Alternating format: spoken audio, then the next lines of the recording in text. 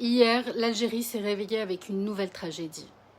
Un incendie s'est déclaré en pleine nuit dans l'établissement de l'enfance assistée de Mohammedia près d'Alger. Le bilan est terrible, 11 morts et 19 blessés. 11 vies perdues dans un lieu qui avait pour mission d'accueillir et de protéger des personnes parmi les plus vulnérables de la société, des nourrissons et des enfants. Des riverains racontent avoir entendu des cris provenant de l'intérieur du bâtiment. Des vidéos circulent également sur les réseaux sociaux. Certaines sont insoutenables. Mais derrière le bilan, il faut garder cette réalité en tête. Des personnes étaient prises au piège. Elles appelaient à l'aide dans un établissement placé sous la responsabilité de l'État. Aujourd'hui, nous avons besoin de savoir ce qui s'est passé. Dans quelles conditions de sécurité fonctionnait cet établissement? Y avait-il des détecteurs de fumée, une alarme, des issues de secours accessibles? Combien de membres du personnel étaient présents cette nuit-là?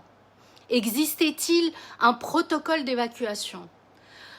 Quand le dernier contrôle de sécurité avait été effectué, par exemple?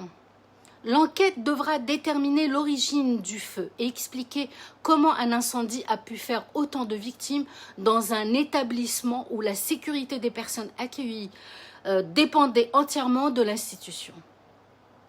Ces questions me rappellent un autre drame qui avait profondément choqué les Algériens en 2025.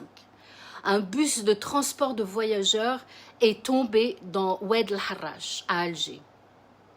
18 personnes avaient perdu la vie. Après l'accident, de nombreuses interrogations avaient été soulevées sur l'ancienneté du véhicule, son entretien, les contrôles techniques et plus largement sur l'état du transport des voyageurs. À Mohammedia, nous attendons encore de connaître les circonstances précises de l'incendie. Mais ces deux tragédies soulèvent une même question. Où est la prévention avant que les citoyens meurent? Un contrôle technique sert à empêcher qu'un véhicule dangereux continue de transporter des voyageurs. Une inspection sert à détecter une défaillance avant qu'elle provoque une catastrophe. Une norme de sécurité sert à protéger des vies. Tout ça existe précisément pour agir avant le drame. Et c'est là que la responsabilité des dirigeants doit être posée. Nous connaissons la capacité de l'État algérien à mobiliser des moyens considérables lorsqu'il décide de surveiller quelqu'un, de contrôler des militants, de suivre des opposants, de surveiller les réseaux sociaux ou d'interpeller un citoyen à cause de son opinion. Dans ce domaine, les institutions savent se coordonner et agir rapidement. Nous sommes donc en droit d'exiger la même efficacité lorsqu'il s'agit de protéger la population. La même vigilance pour contrôler un établissement accueillant des personnes vulnérables. La même rigueur pour vérifier l'état d'un bus transportant chaque jour des dizaines de voyageurs.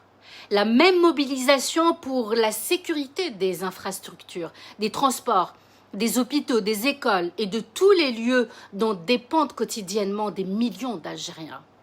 Les dirigeants ne contrôlent évidemment pas personnellement chaque bâtiment ou chaque véhicule. Leur responsabilité se situe dans le fonctionnement du système qu'ils dirigent. Ils définissent les priorités, attribuent les moyens et dirigent les administrations chargées de contrôler, d'inspecter et de prévenir. Lorsque ces mécanismes échouent et que des vies sont perdues, la responsabilité ne peut pas systématiquement s'arrêter au dernier maillon de la chaîne. Après le drame de Mohammedia, nous avons donc besoin de transparence.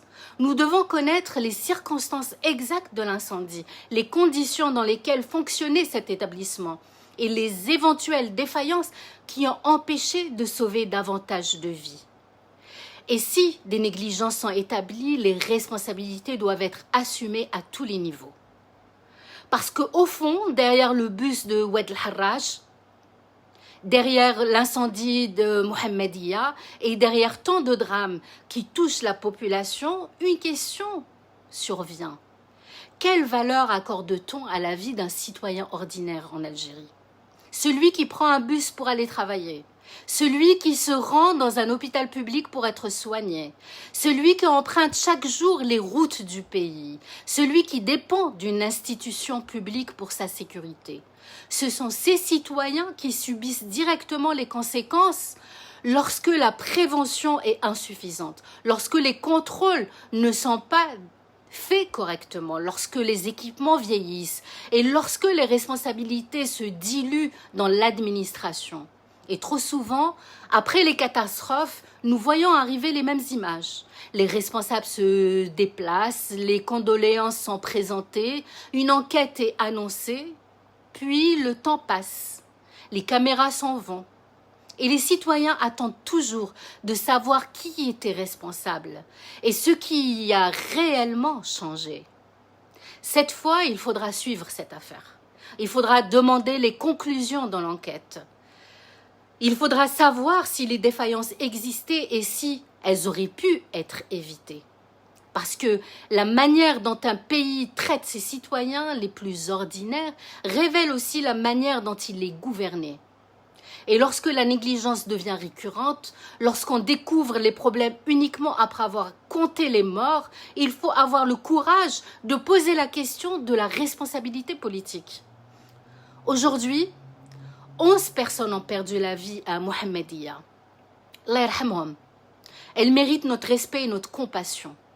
Elles méritent surtout que leur mort ne devienne pas dans quelques jours une ligne de plus dans la longue liste des tragédies qu'on finit par oublier avec le temps.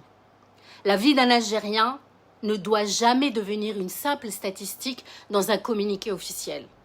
Et la vie du citoyen ordinaire doit enfin devenir une priorité pour ceux qui prétendent gouverner en son nom.